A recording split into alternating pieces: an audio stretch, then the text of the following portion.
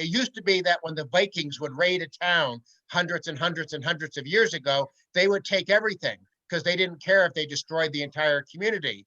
A smart politician, on the other hand, doesn't want to destroy, doesn't want to, in effect, take everything and then the person starves to death. A smart politician wants to sort of maximize over time the amount that they take from people.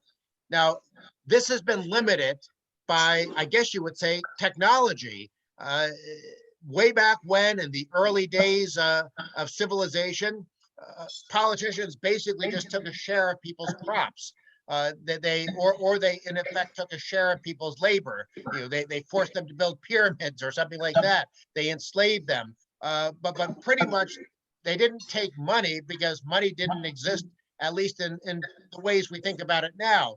But then as societies began to develop, politicians developed new ways of trying to extract money from people. They would do things like trade taxes, property taxes, excise taxes, monopoly fees. They just figured out different ways especially as economies began to accumulate capital, they figured out different ways of how they could take the biggest share possible for themselves. So where does the income tax come into this discussion?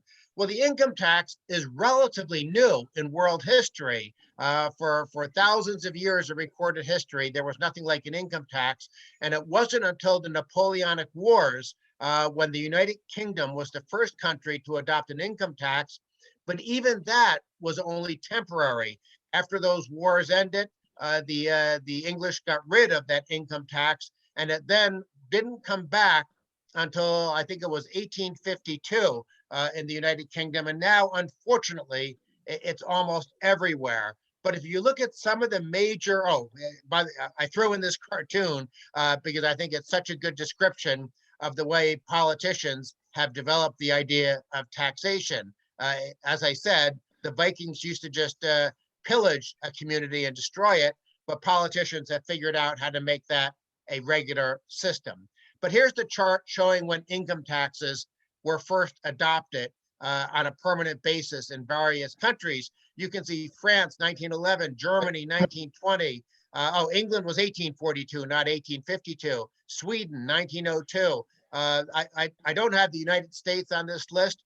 We had a temporary income tax during the Civil War in the 1860s, but we didn't get a permanent income tax in the United States until 1913. So basically, the income tax is just a little bit over 100 years old in most countries around the world.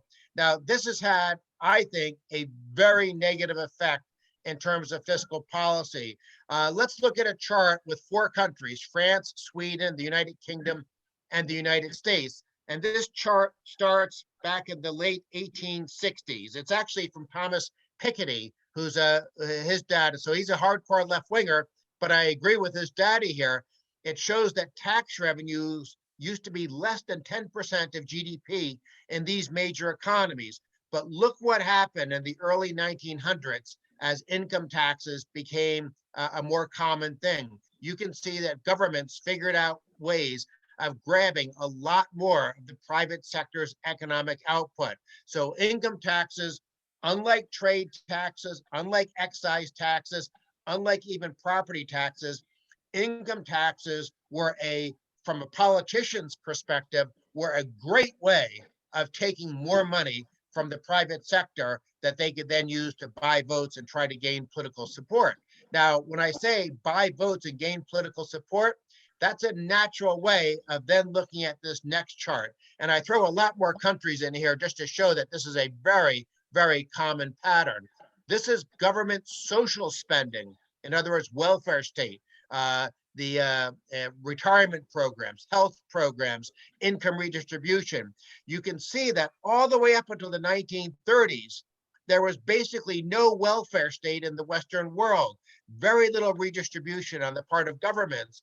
But once they figured out this new source of revenue, the income tax, and associated forms of income taxes like payroll taxes, which are just a different type of income tax, you can see that once politicians figured out how to tax, they then figured out how to redistribute. So it was a very, very bad thing for the Western world, for the entire world, for income taxes to come into effect. I want to call attention to the lower right of the screen, you see Chile and South Korea. So even countries that maybe 20 or 30 or 40 years ago were poor, as they figured out how to levy income taxes, they have wound up increasing the burden of social welfare state spending in different countries. So the income tax has fundamentally changed the relationship of people with their government, because governments have figured out ways of extracting so much money, creating new programs, making people dependent on government. So it's been very, very bad news for the entire world for the income tax to show up.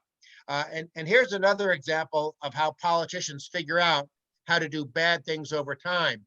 It's a chart showing for 18 different developed countries what has happened over time, beginning in the 1850s. First with the income tax, and you can see in 1900, you can see on that red line how all of a sudden the income tax is spread all around the world. The blue line is income tax withholding, which was a clever way that politicians figured out, not to wait to the end of the year and tell you what your tax bill was. They figured out how to take money out of your paycheck. Every time you got a paycheck, they took a little bit of your money. So they collected the income tax as the year went on. And then the green line shows the value added tax, which really came into effect beginning in the late 1960s, 1970s, all around the world. And one of the reasons that this part of the chart is so depressing is the value added tax is sort of a second income tax, but it's not taxing your income as you earn it, it's taxing your income as you spend it. So politicians have figured out two major sources of tax revenue, the income tax and the value added tax, and that has enabled a massive expansion in the size and cost of government. So one of the lessons from this presentation is that it's a very, very bad thing to ever give politicians a new source of tax revenue.